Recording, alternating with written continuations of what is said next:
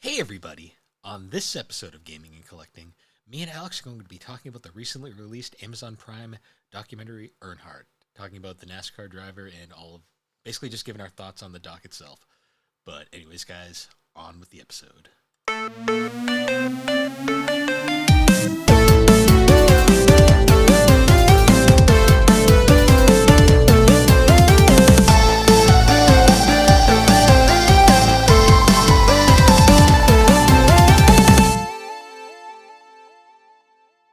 I'm ready. Promotion. So how you been? I'm ready. Connecticut. That's next weekend. Yeah, yeet. Sure is. Got him. I'm still not done. Ah. I was going to work on it some more today. Well, I have literally one last section to sparkle. And then I'm done. And then I just might have to pin the skirt a bit just so it sits nice. So I may drive down to mom and dad's just for her to help me pin it because I don't want to make her come up just for that. So I may drive down this weekend. Just remember we have stuff on Saturday. Yeah, I know, but like Saturday afternoon, it's like 7:30. Okay. Right? It's not like Seven. I'm It's 7. But... 7. Yeah, that's not a deal. I wasn't gonna plan to be there that long. Okay. Just making sure. I know how to do math. Bill. You turned that clown music off. I fucking heard it this time. That's rude. That's rude. And Bill, you know what else is rude? Taxes. Town taxes. I just paid like $700 in fucking taxes. Anyways, guys, thanks so much for watching the gaming and Will you stop doing that? This has been a week. Is it still shut down? Oh yeah. Still too. But people are more back. No. Right? No? Not okay. really. Well, some of the engineers? No. It's better without them, let's be real. They just make shit complicated. Wow. We've been like wholesale just moving shit, like throwing stuff away just because it's junk. You've been 5S'ing. Yeah, we have. Yeah, you've been 5S'ing. We've thrown away. You've been doing the sort step of 5S. Should I educate the podcast on what 5S means? No, they don't need to. 5S is a continuous improvement tool.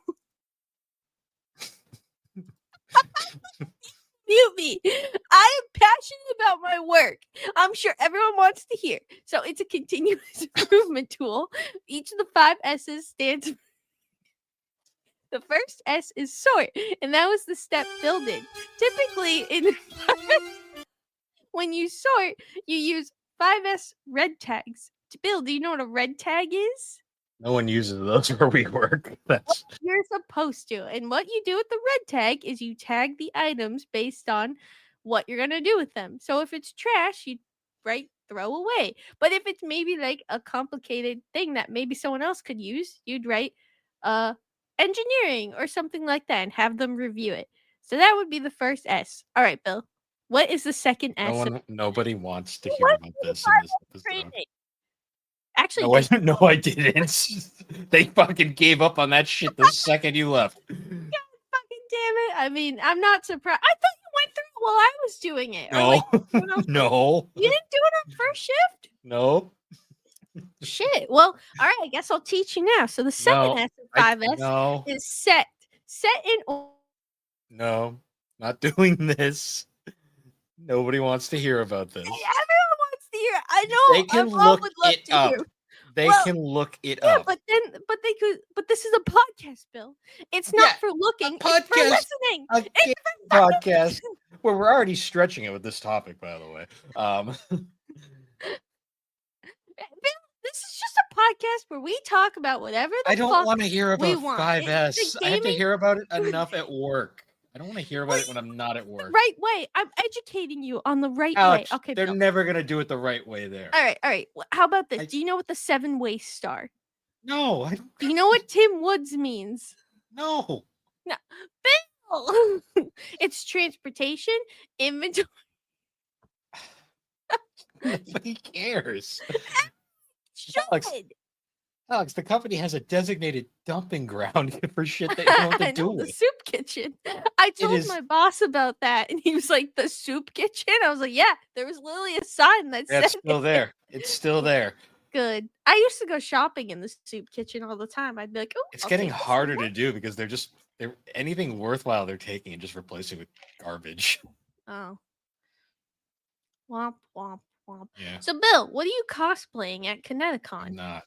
I'm not. Why not? Well, you're 'Cause gonna I have don't. to help me with get into my cosplay in the parking lot because I can't sit in it, or else I'll ruin all the feathers. So I won't be able to sit unless I bring like a stool.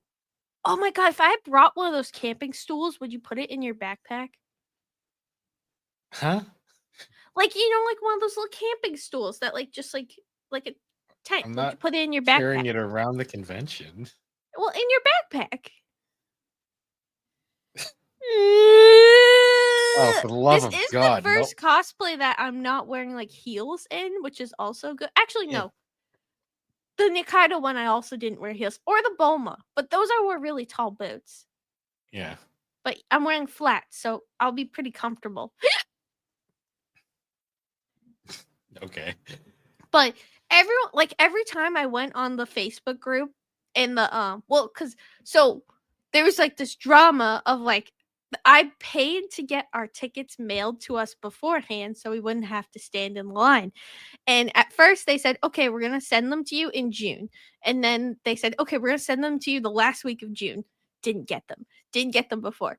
And then they said, "Okay, we're going to send them to you the first week of July." Didn't happen. And then they finally said, "Okay, we're going to send them to you the week before the convention." So people are pissed. Oh, if Be- there's one hiccup in shipping, oh, they're oh, gonna be in they here. they already said that they have a plan of like if people's things don't come in time that there's going to be a separate line. But I'm just like, why didn't you just send them early? Like I got the Rhode Island. That is the one thing I will say. Rhode Island Anime Con. I got those tickets like 3 months early. I'm not kidding. Like I was holding on to them for months.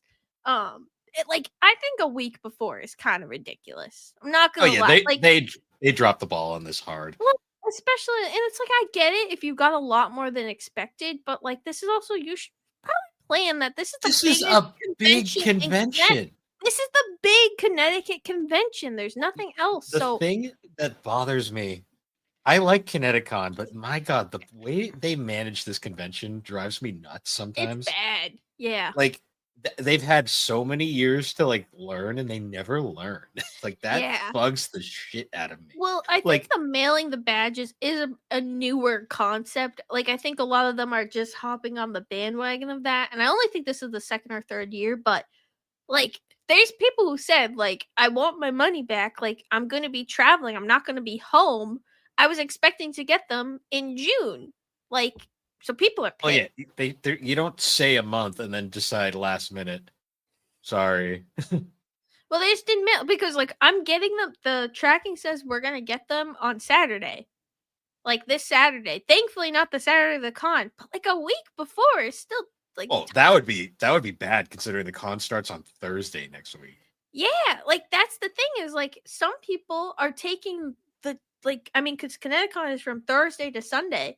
There were some people who said like I use this as my vacation. I'm leaving literally the weekend. I'm taking like two so there's some people who aren't going to be able to get it in the mail. And Like you know what's the worst too is like Connecticut doesn't even do like scanny badges. Like Rhode Island and like Boston do like those like expensive scanny badges which have like chips in them. Connecticut, it's like I mean we don't know yet because they haven't shown up, but all the well, badges not that even Anime Boston. Anime Boston was just those little paper cards. oh wow. Yeah. You're thinking of which one is it? You're thinking of Fan Expo. We haven't yeah, done that in a the last time we went, we got the scanny badge, and then the yeah. Rhode Island Comic Con ones have little scannies on them. Yeah, which was nice, even though they didn't scan They it. were supposed to scan them anyways. They didn't do it, but no, yeah. But even like the Anime Boston ones, I remember when because I had bought them before because I went with my friend and I was using that as kind of like a birthday gift because it was her first time going, so I was going to take her to the convention. So I had pre-ordered them so we could just walk right in. well, stand in the queue, but still, queue to get in without going into the which I feel like they're probably gonna have to deal with that too. I'm wondering how they're gonna deal with that. Anyways, we'll figure it out. It's But probably going to be not worth it. I'm already predicting they're going to fuck this up somehow. So I I don't know. I don't know. I gotta stay positive. We gotta stay positive, Bill.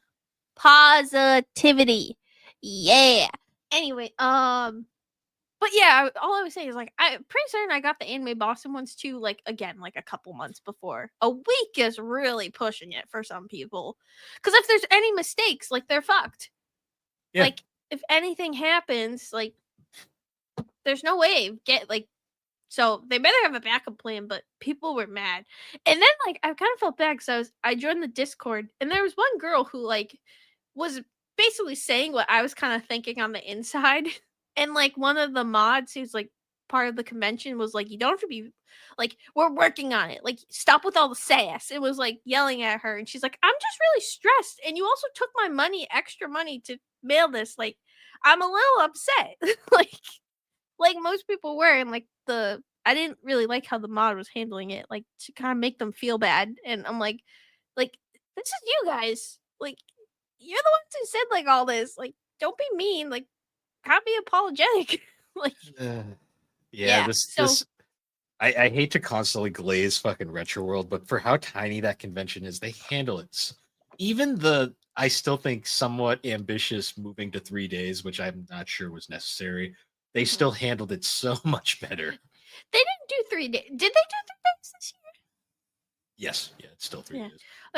Oh yeah, because it's Friday, Saturday, Sunday. Yeah, because my plan is I want to cosplay for not anything like I just want to do like a Pokemon trainer cosplay because I think it would be fun.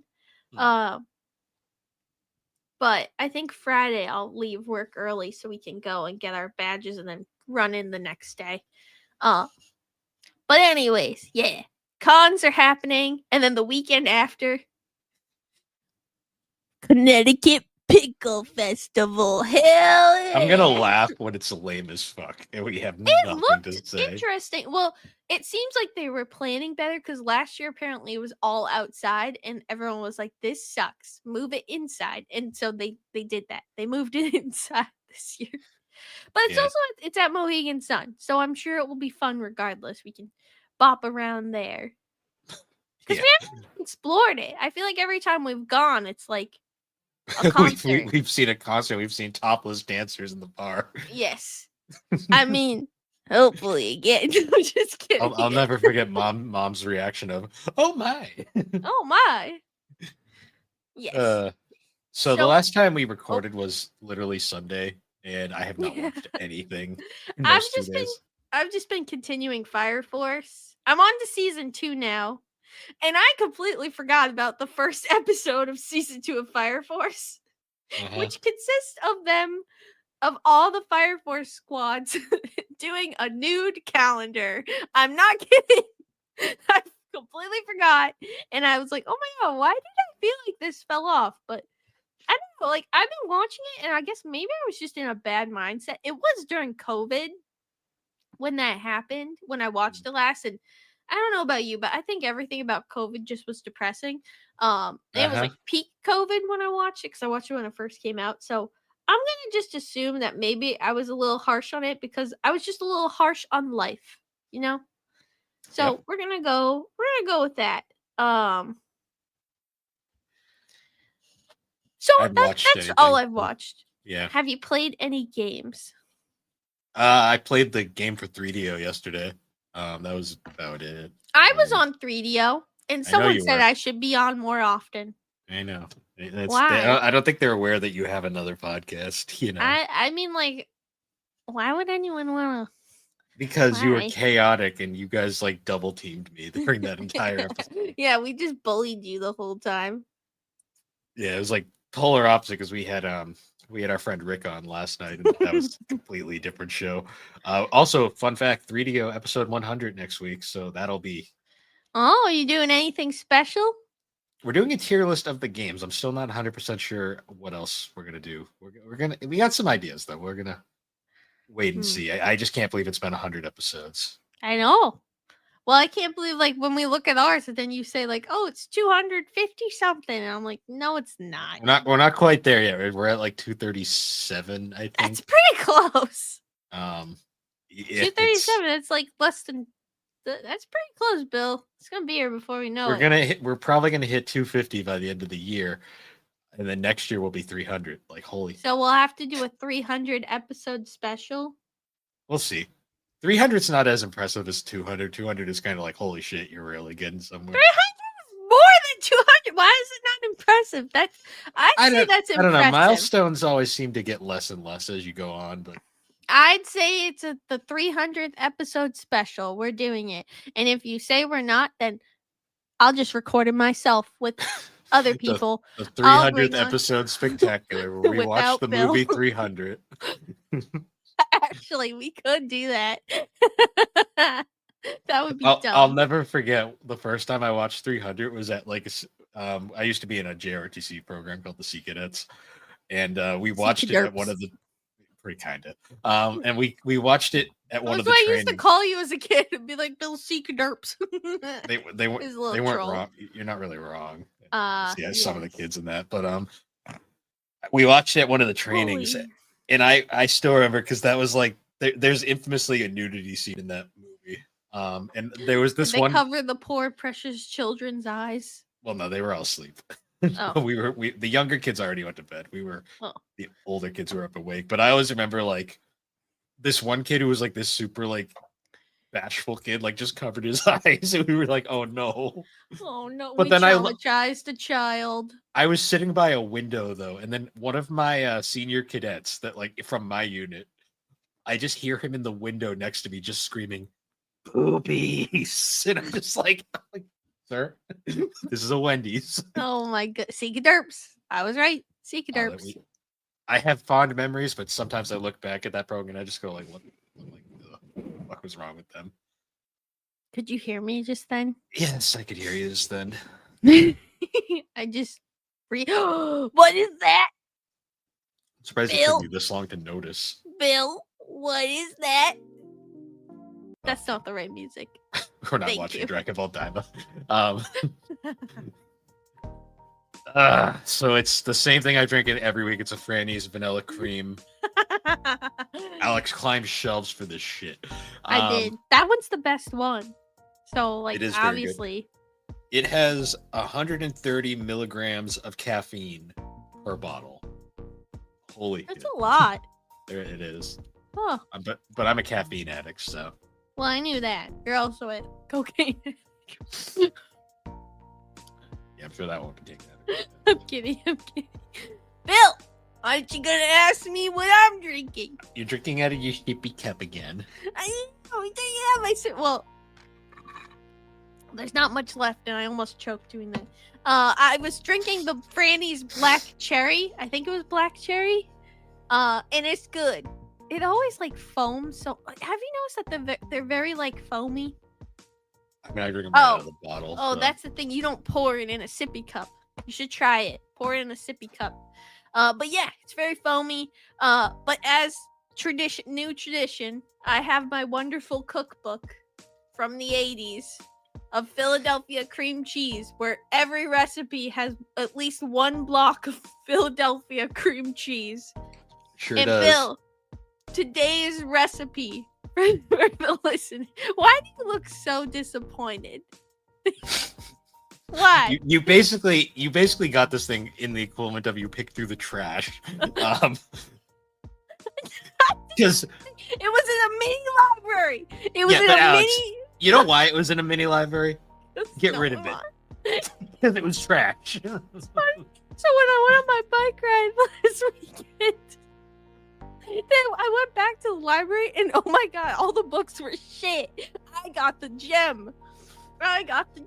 Anyways, I got the gem in the trash. But anyways, the recipe this week, everyone, get your pencils ready, get your notepads, is corny cheese soup. I mostly said it because I hate corny. everything about that. All right, the recipe. Those are 3 words corny that cheese don't go together. Well, maybe someone will want to make it. I don't want to. It consists of I don't want of to eat your cheese soup with corn in it. It's gross. Let me finish. It consists of a third cup of chopped green peppers, a fourth cup of chopped onions, 2 tablespoons of parquet margarine butter, 1 cup of milk, 1 chicken bouillon cube, 1 cup of boiling water, 1 8-ounce can of cream style corn, a half tablespoon of salt, and a dash of pepper, and of course, cream corn. and of course, 1 8-ounce package of Philadelphia brand cream cheese. Why does If you want to cream make cheese raw at this point without half of the shit? If you want to make it, you gotta saute those green peppers and onions in the butter. Add the cream cheese and milk. Stir over low heat until the cream cheese is melted. Dissolve bouillon cube in boiling water. Add to cream cheese mixture and stir in the remaining ingredients. Heat thoroughly, and this recipe consists of 4 things. Bill, would you eat corny cheese soup?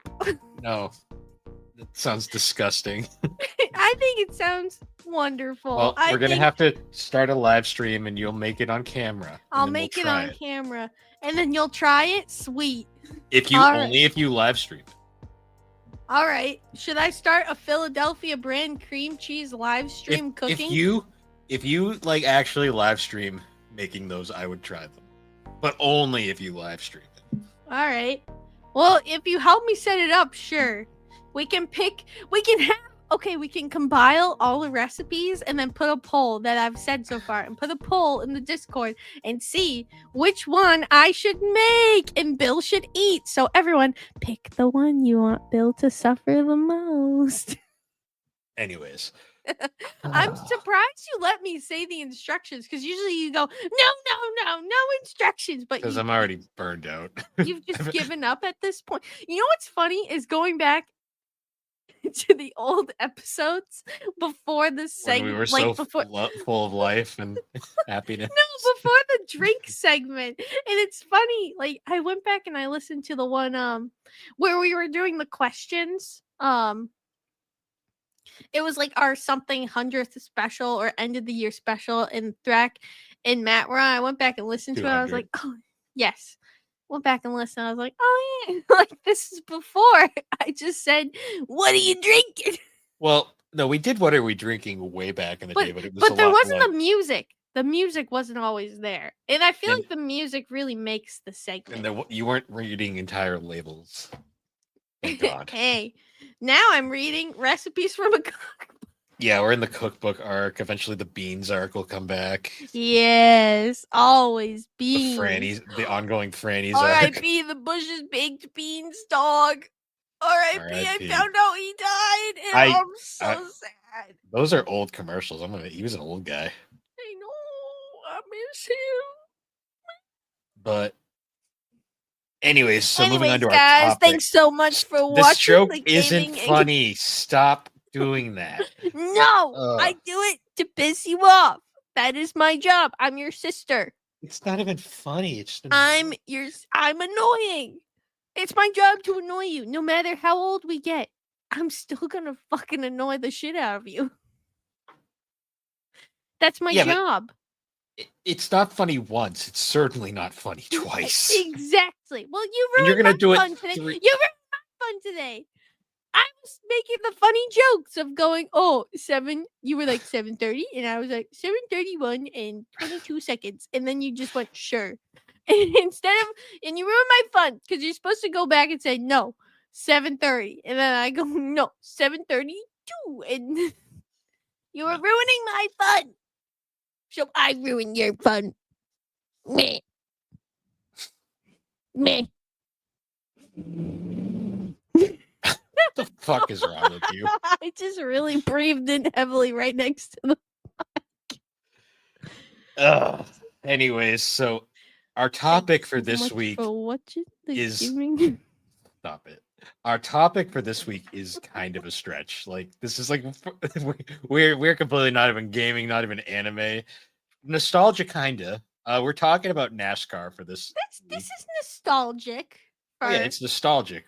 Yeah. But gaming and collecting is the biggest lie of a podcast name ever. That's all I'll say. We tried in the beginning. No, we didn't. We didn't do collecting until like season 3. Well, we tried the gaming in the beginning, and we've just given up on that. No, we still do it. It's just we do a lot of other things now. Well, no, we gave up on it consistently being about gaming. In the Well, yeah, we beginning, did. it was only gaming. We did the first anime episode, and then that was it. And then we were It like, was ooh, this is easy to talk about. Let's talk about other Alright, gaming. Alex is a giant weeb. This will be easy. I mean, you know it's true. Yes. I just realized you have the cheese head still in the background. Of course I do. No one can see it because I don't have my makeup on and I look hideous. Yeah, whatever. I'm ugly and I'm sad. So, for this episode, we are actually going to be talking about the recently released Amazon Prime this year, for anyone who watches racing, they took over the broadcast for 5-6 races in the middle of the season this year. And it was massively well received. Like, streaming's the future. Like, it was so well received to the point that its immediate follow-up, the TNT broadcast, which features a lot of the same people, has been infinitely less liked. So, Yeah. Prime, because like on streaming, you can get away with shit. Like they were very loose in the booth. They were drinking during the after show. I was like, God damn, this is like. I think part of it is, I mean, the fact that they can kind of do a little bit more, but a lot of it comes down to accessibility. You know, most people already pay for Prime. You know, they also don't have windows though, like that they have to be stuck in. Like there's no time slot, like so they can do a big after show, which people like. People like after like post race shows. Yeah, because then you can go back and like maybe if like you're tired and you don't feel like watching it, you could in theory go back and rewatch it at some point. Yes, but the reason we bring up Prime is because one of Prime's one of the talent members. Not that Prime. I'm surprised they haven't sponsored a NASCAR at this point, but anyways, maybe. One of the talent that Prime got for their coverage is they actually got Dale Earnhardt Jr. as kind of like one of the main key pillars of their broadcast, and then because of that, they also ended up doing some other projects with him, including what we're talking about today, the 4-part Earnhardt documentary, which is it's the most recent documentary covering the life of Dale Earnhardt. This one though is different because unlike most previous docs, this one really covers the family aspect of his life, less of the racing, and really kind of goes deep into the person he was. That a lot of people don't realize, because in the past they've done other documentaries, like there's been the made-for-TV ones. Like everyone remember, all Dale Earnhardt fans remember the Dale Earnhardt Story, which was an ESPN film that is so hilariously not good. Oh no! Well, it's not good to the point where it's hilarious. Like they got actors to play. Like I think like Barry Pepper plays Dale. Oh, well, he doesn't do a bad job. It's just so goofy. Like they get so many facts wrong, and so many things are dramatized for no reason. It is to the point where it became a meme on a season of a podcast me and our mother listened to called Dinner with Racers, where they would constantly reference it. Yep. Yeah, that film is very. It's kind of a meme in racing, in the racing sphere. There was also the Dale doc, which was a documentary just simply called Dale, and it was narrated by Paul Newman. That one's not bad. That one goes more into him as a racer, though, not so much the family stuff. There's also the emblem in video on YouTube. There'll never be another driver like Dale Earnhardt. That's another great video as well. If you just have like a quick like hour you want to kill. Yeah. This one though was a 4-part, like each part was like docuseries. Each part was like an hour and a half, a little under an hour actually. So it was like a 4-hour doc. Yeah. And boy, does it go deep. Like it was made in conjunction with NASCAR Films, Amazon Prime, and Dirty Mo Media, which is Dale Earnhardt Jr.'s media company. Yep. So they've really like went in for this. So, Alex, what was your first thoughts? Like on the series, like before watching it or just watching it? Probably just as you were watching it, like starting from the beginning. Like, what were your thoughts? Well, I thought one, it was very well done. Um, it looked like they pulled. It was very interesting to see how much footage they had, like Hmm. from then, like even like of how like in the beginnings of him racing too. And it was also really interesting to see kind of the evolution of race at the same time as you're kind of watching this in the background. Hmm. But it was also like because I know you kind of had more background because like you listened to like and I know you've consumed some other media about him. I Hmm. didn't really know that much about like his kind of family background, minus that like he Junior was his son. Like I really didn't know much about the other family members or the other kids. And Yeah. some of the moments were just like really heartbreaking to see and like just Yeah. how but it's also like you can definitely tell that he was a complicated guy. He He wasn't. is an extremely complicated man. Yeah. And I almost think too is that like he loved to race but I don't think he loved the fame. I think he just wanted to go out there and just race and like win. I don't think he wanted to be famous. I don't think he Well, knew what to do. you Um also got to think too, because it's brought up many times throughout the doc that he was literally chasing a ghost because he had yeah. always wanted to impress his father, and he never really did because his father died very young. Yeah. Um, Ralph Earnhardt, the his Dale's father, and Dale Jr.'s grandfather, who was also Yeah. a racer. Those three shots of him throughout the movie are throughout the doc are like some of the only footage of him that exists. Yeah. And apparently, Junior had said in interviews that like some of that stuff he had never they had just found, like he had never seen it before. Yeah. Well, it's so interesting. Like lost footage, I feel like is becoming more accessible, and people are finding it and putting it online, and it's very fascinating to see.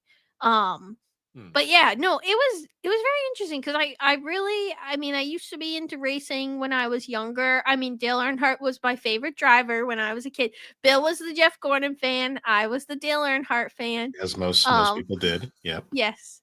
And I still remember the day we were all watching it, the day that, the accident happened. We were all Yeah. watching the race, and I don't remember full details, but I remember seeing it as a kid, because I was how young at that point?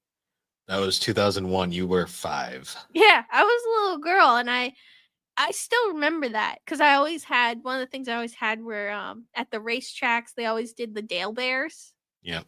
To the Dale Earnhardt Bears. And I still have them. I think they're in the attic, but I'm sure they're probably like amazing collector's items at this point, but I'll never give them away. But I loved Dale Earnhardt as a kid. So it was interesting to go back and re and watch this as someone who's kind of been disconnected with racing.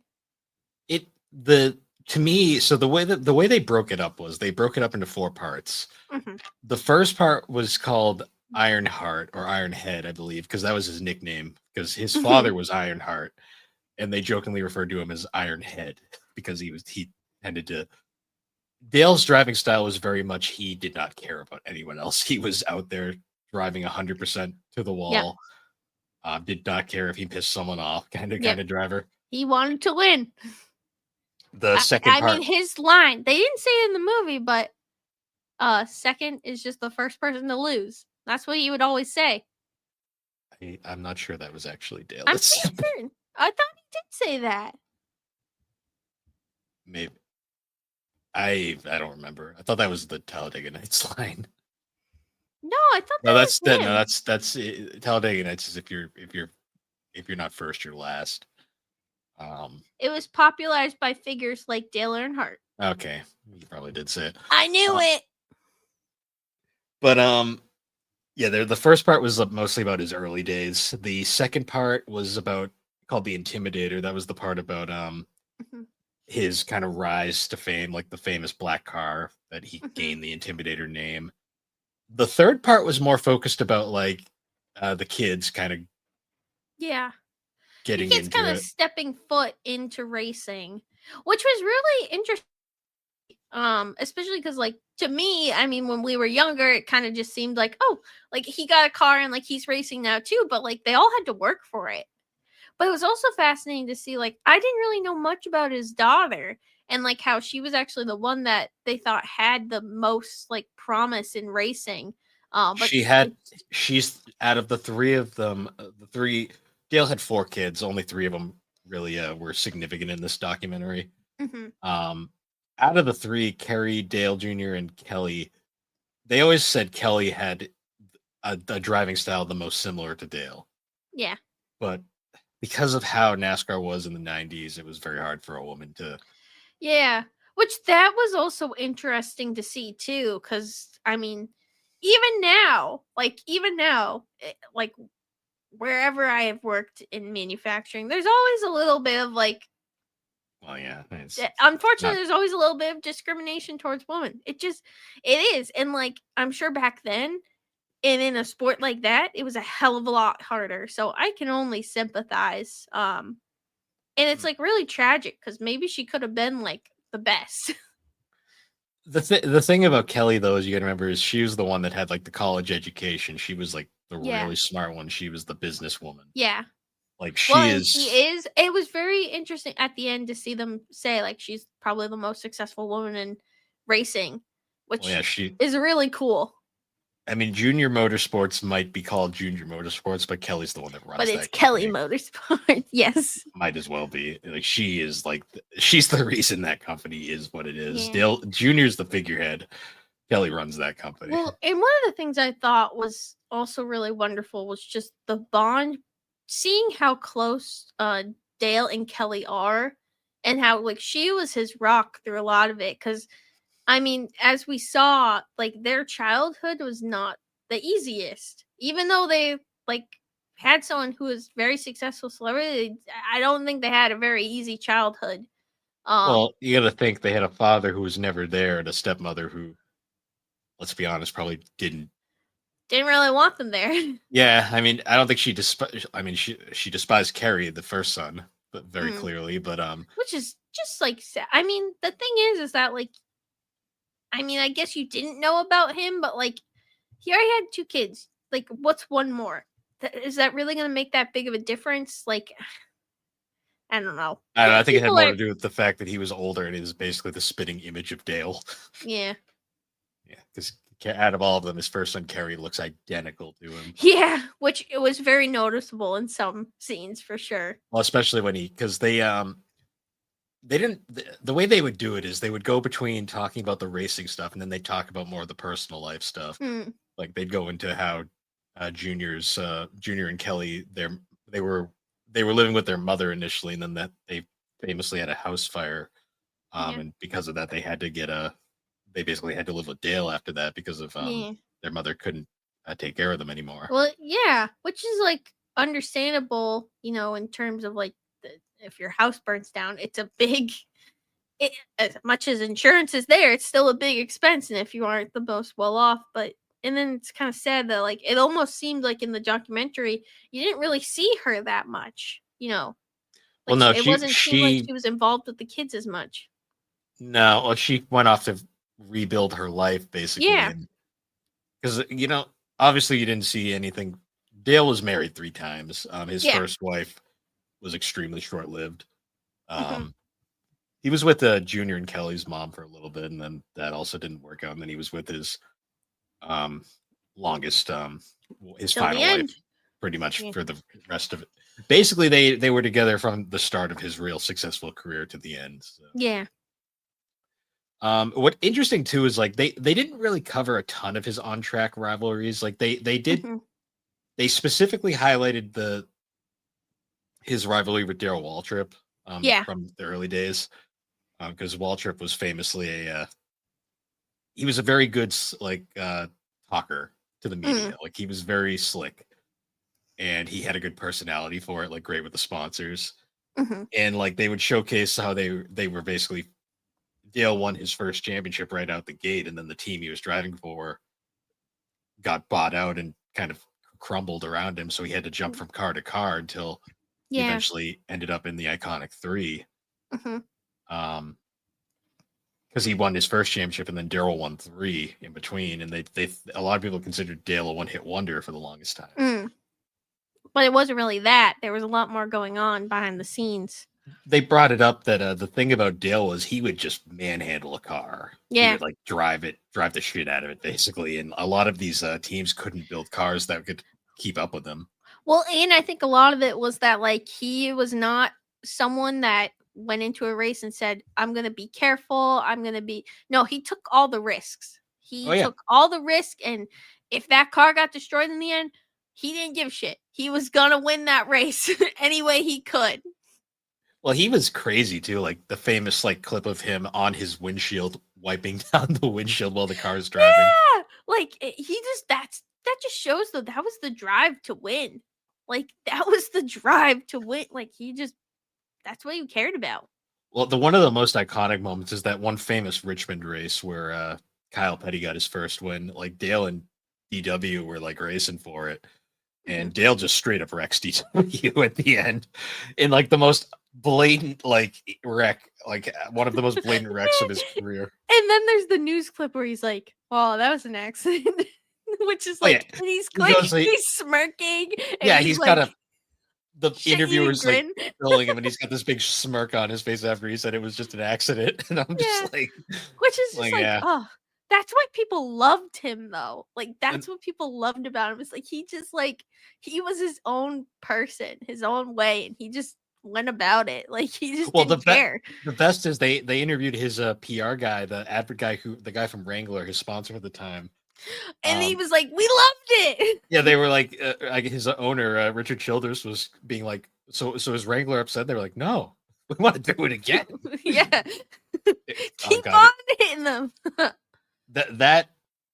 So Dale Jr. does a podcast called the Dale Jr. Download, and he interviews people every week. One of the episodes he did was of that guy, David Allen, who was the spokesperson for Wrangler, and then he later kind of became Dale's PR guy for years. Yeah. One of the most interesting podcasts ever, because he just tells all these stories. Like he told a story about as a prank for one race, they hired a Wonder Woman cosplayer to wish Dale a happy birthday on the front stretch right before the race. Yeah. His wife Teresa was not amused. Yeah, but I remember see that. I remember the Wrangler people thought it was hilarious, but I remember like there was one person who was all like, "Who did this?" And he was like, "Oh, your Wrangler's so embarrassed. I don't know who did that." Meanwhile, he's over there laughing. He's like, you can find that picture online too. It's really funny. Oh, that's so funny. They picked her too because they were like, we want a Wonder Woman cosplayer who's not like extremely attractive, but isn't like ugly either. Like a not perfect cosplayer. Oh, well, just to make it mean, but yeah. Well, no, yeah. It was just to make it like kind of even funnier. Yeah. That's funny. But yeah, that just stuff like that.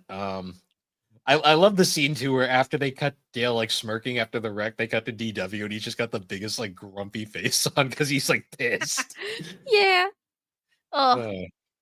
It was interesting too. I'm brain farting on the name, but his relationship with Neil Bonnet. Yeah. And that's the first. That was one of the saddest parts, I think, of the documentary. There were a few tear jerkers throughout this. There's only 2 people that Dale really considered like his best friends. Like Neil Bonnet was his best friend, and Neil Bonnet tragically.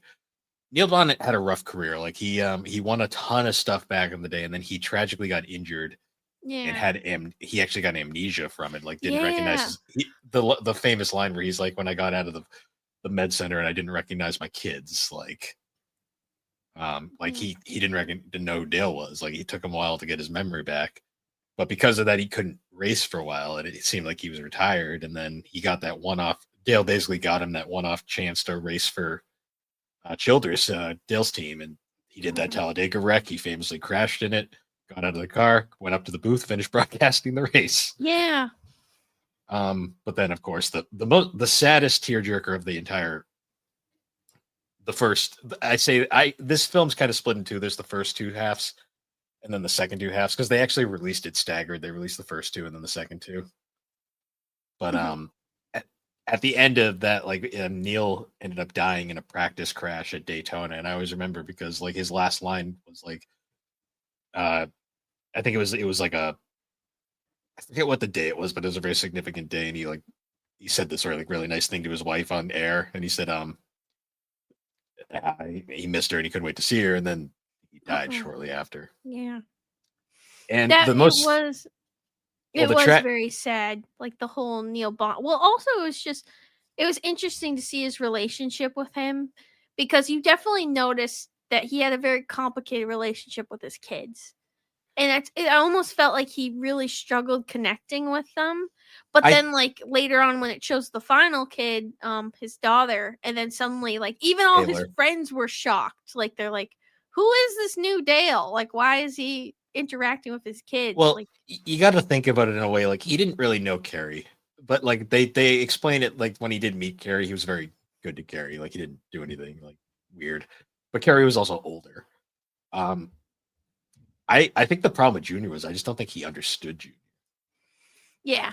because anyone who knows Dale Junior and sees him in the media, Junior's an interesting fellow. He is a goofy guy. Yeah. Um, and then I don't think he really understood Kelly either.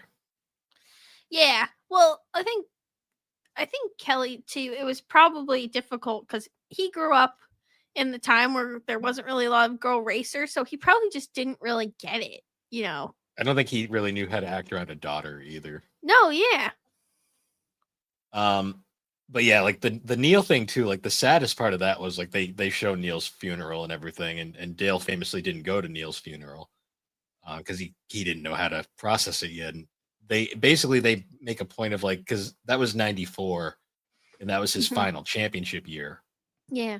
and they say like he basically said I can't talk about my feelings on it right now. I have to wait till the season's over. And Yeah. after he won the championship, he dedicated it to Neil, and he had this whole speech that he really struggled to get through because it was he was finally putting his emotions out there. Well, like I think a lot of people could understand that, especially cuz it you were so close to. And like for him, like and you definitely didn't notice like after Neil died, racing just wasn't I don't think the same for him. To a I degree, because he yeah. well, you find out later he did have another really close friend that we'll Yeah. get to. And I think that helped, but for quite a bit I think there was definitely like a void there. And like you know, it I can only imagine like when that much and you're working toward like your job is something that you have to push yourself to do Mm, and it is directly linked to that person and you also have that drive to win. Like I can understand where he's coming from, but I can also understand why people might have been upset if he didn't go.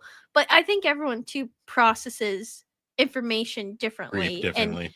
well, and it's also looking at it now compared to then. I think now if it had happened, like if the same thing had happened, I think people would be a lot more accepting about it because I think the conversation of mental health is so much more prominent now. Oh Back yeah, then, I'm sure mental health was not non-existent. I feel like is probably or if it was barely there and not spoken about. So I think looking at it with your eyes now, I think you can feel a lot more empathy than maybe mm, people did at the time because I don't think anyone would be mentally well if they lost someone that close to them, you know? yeah. But also too, like he definitely went his next few seasons. He went through a change for sure. Like Yeah. '95 was the last real year where they really fought for the championship because that was the Mhm. year Jeff Gordon came out, finally broke Yep. into the scene. And that was probably one of the closest fights I think Dale ever had. Yep. Um, but after that, the '96, he famously got hurt in that one crash, broke his collarbone. And then Um, he finished out the season, which like yeah, I just he didn't even miss the next week. He got out yeah. halfway through the race, but he didn't miss the next Yeah. week.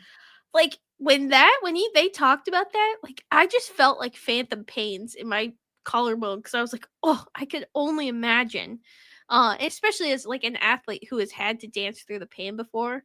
Like I remember when I went to All Ireland's, it was an Irish dance competition, and I sprained my ankle literally the week before, and it fucking sucked. But guess what? We taped it up, and I still danced because Oh we had yeah, already paid for the trip in the competition. I was going whether or not. So I completely get it. but at the same time, I was like, "Oh my god, ow!" Like that must have Yeah. hurt so bad. Yeah. He went through some hard, hard wrecks throughout his career too. Bill almost barfed. Bill almost barfed Um, again. no, because there was like that crash like early in his career where he like the car was basically like destroyed. There Hmm. was the one in '96 that he got hurt. There was the one in '97 where And he I feel like too. Not sorry, I didn't mean to interrupt. Watching all of those crashes and then seeing the one that led it to took his his, life. Yeah. it's so fascinating because like some of them looked so much worse than the The wreck that happened.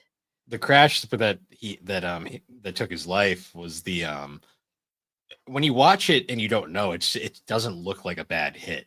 No. Like it's because he like the '97 Daytona crash was insane because like that's the one where he like the car was destroyed. He got in the ambulance and he was like still drivable. I'm Gets good. back in it, Yeah. finishes the race. Um, they also talked about his infamous. He had like just like him versus Daytona was just a Mhm. thing, Yeah. and like he could not win that race. Like he cut tires on the last lap. He hit a seagull. Um, That one was insane. I didn't know about that. That's crazy. he hit a seagull and it destroyed the aerodynamics on the car. Like it's Yeah. just like insanity stuff like that. But then of course we get to '98, which '98 is really funny to me because that Daytona 500 is arguably one of the most boring Daytona 500s, Mhm. except for the ending because everyone remembers the ending where Dale finally won.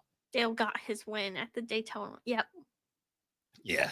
And like the whole like every crew member on the pit road shaking his hand, him doing the 3 donut, and then like just the celebration after. Like that was like one of the happiest moments of his career. Yeah.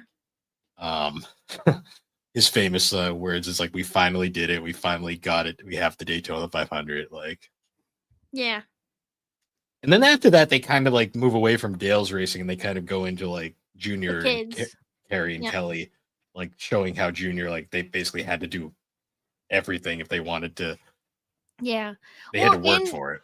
it also kind of showed like the like Junior really kept going, and he like Junior was like, "This is what I want to do," where the others were kind of like, "Okay," like they found different paths Mhm. after, but and that's kind of what also led to Junior getting his shot was because he was like, "No, I want to do this," and that's kind of what led him to going a little bit farther. Yeah.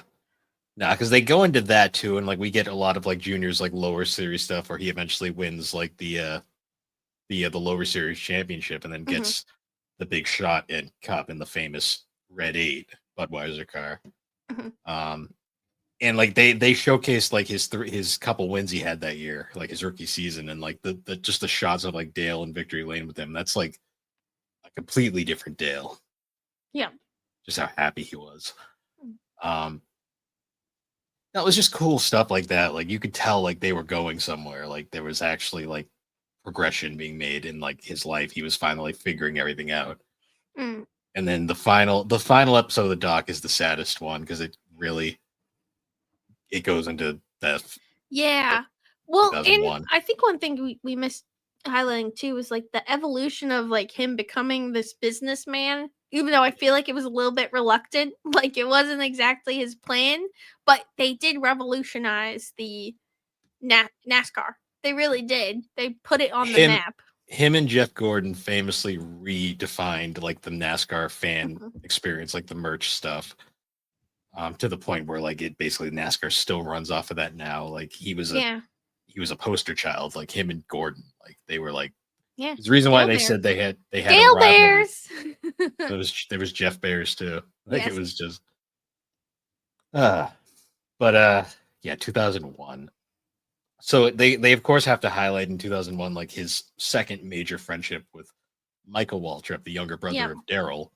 Um, Michael Waltrip's also a very interesting character in NASCAR. Like you learn about his like he wrote a book called "In the Blink of an Eye," which was about his career growing up, and then talking Mhm. about his relationship with Dale. And like the title is famously "In the Blink of an Eye." Like the greatest day of his life was also one of the worst days of his life. Yeah.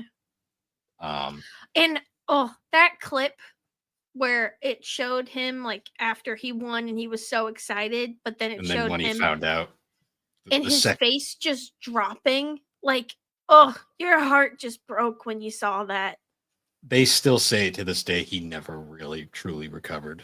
Yeah. Like he's always they always say Michael Waltrip has always been he's still like that haunts him to this day because he Yeah. never truly was the same after. Well, and like it's again the mental health thing. But it's also like just like imagine like it's almost like he probably had some sort of guilt, which he shouldn't have. Like there's nothing he could have done to change that, but it's almost like he probably in his mind is like, oh, like what if like we pushed for Dale to win because like they had the game plan of like it was going to be one of them, and what if we push for Dale and then if Dale had won, then maybe this wouldn't have like if we did that, maybe this wouldn't have happened. You know, it might have been a little bit of that, or just the fact that like he kept going and like in his mind like maybe I should have turned around, maybe something. It I can completely understand why he would never feel the same about it because in one moment it's amazing and the next it really was the worst day of his life. Yeah.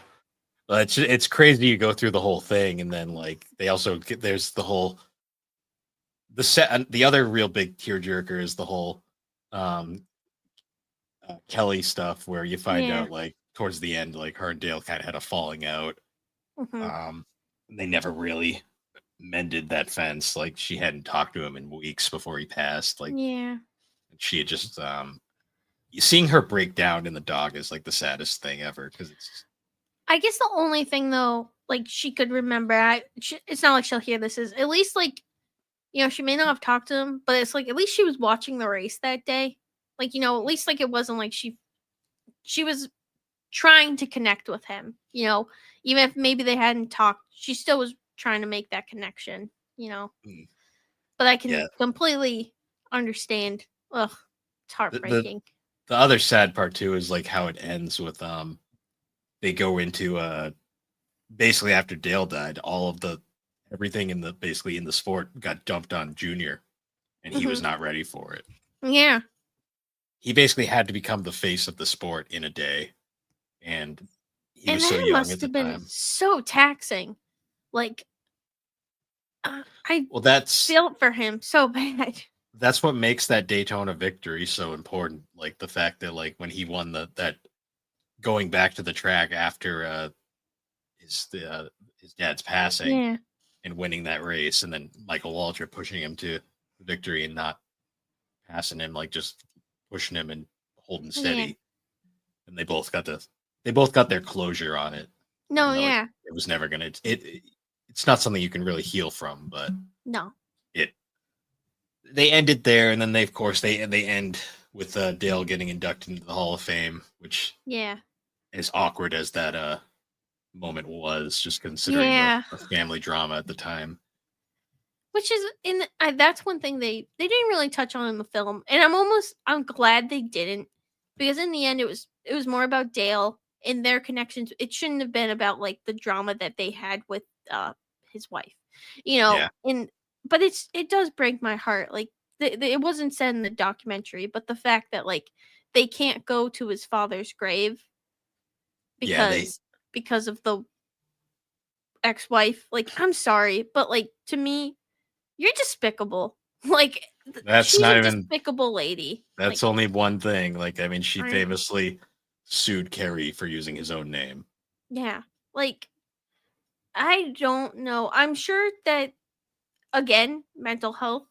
I don't she probably just was not couldn't accept the fact that Dale had passed away. They everyone basically always says after he died, she got surrounded by the wrong people. No, And yeah, and I'm sure in those moments where you are that vulnerable because your whole life has changed, I can completely understand that, but it's been so many years. Reflect on it now and realize that like what you're doing, Dale would not be happy about. He would not want that. He would want his family to be a family at this point and like be able to go like just cut the petty drama. It's over and done with. Like move unfortunately, yeah. it's looking like it's they're gonna have to wait till she dies, and then hopefully which their younger sister will let them back in. and I feel like hopefully yes, but like that's just I'm sorry, but like you just suck. Like I'm sorry, she Yeah. sucks. Well, there's a reason why they call her the Wicked Witch of the South. Yeah, well, she deserves it because that's just messed up. And the fact she sent like Dale to military school when he was like a little baby, like. Yeah, But good on Carrie for Kelly. Kelly for going and like being there and supporting him. Like she was such a good sister, and she still is. Like, but Oh yeah, oh, she is amazing. yeah. She should have Uh, a sh- documentary herself. she is an extremely smart woman. Like she occasionally will do podcasts talking about the business of motorsports, and like you just listen to like the things she says, and you're like, holy crap! Like, she is extremely smart. I'll have to listen. But yeah, I enjoyed the doc. It was. I really did too. It You don't even actually made have me to. want to go back and start watching some races again. It really.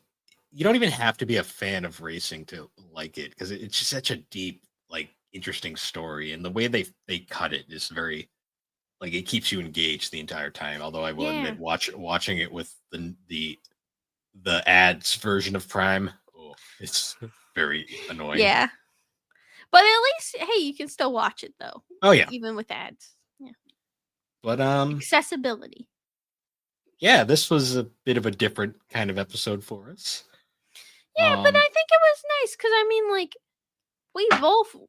we both lived through this. This was when we all as a family would watch racing together. We'd go to Mhm. races as that time as a family. So like, I don't know. I feel like it's just something that we connected to. I mean, Oh yeah, especially for me because like he was my like I loved Dale Earnhardt as a kid. And I still remember being so sad, Mhm. when it happened. Because I was 5. I was Yeah, literally 5 and crying over Dale Earnhardt. Like, oh, it's so sweet. I still have all my Dale Bears and all my Dale Earnhardt memorabilia. So, yeah. yeah. But yeah. So, anyways, guys, Wait, Bill. We got to count to 3. Oh, well, count to 5. 1, 2, Dale Earnhardt, 4, 5. any, Joking. anyways, guys, once again, thank you for joining us on the Gaming Collecting Podcast. You can find the Nope. Gaming Collecting Podcast on all the It's not major there. podcast platforms, particularly Apple Apple Podcast. Podcasts and Spotify. Listen And to be I sure to mean check us out Spotify's listen on over Apple on Podcast. That's what I be sure to check us out over on the Superpod Network. That is superpodnetwork.com, an awesome site where you can find all sorts of different podcasts, videos, blogs, all sorts of awesome stuff. And with that, number everybody, 1. You're number 1. yeah, sure are. And I with was that, giving Bill the middle finger for the no, listeners, you were just everyone. telling me I'm number one. I know. Yeah, I was just Um, telling him you're number 1. but anyways, guys, once again, thank you for joining us, and we will see No. you all later. Hey. Hey Bill. What? You're number 1. No, Alex, You're number 3 high, raise hail, praise Dale. Amen.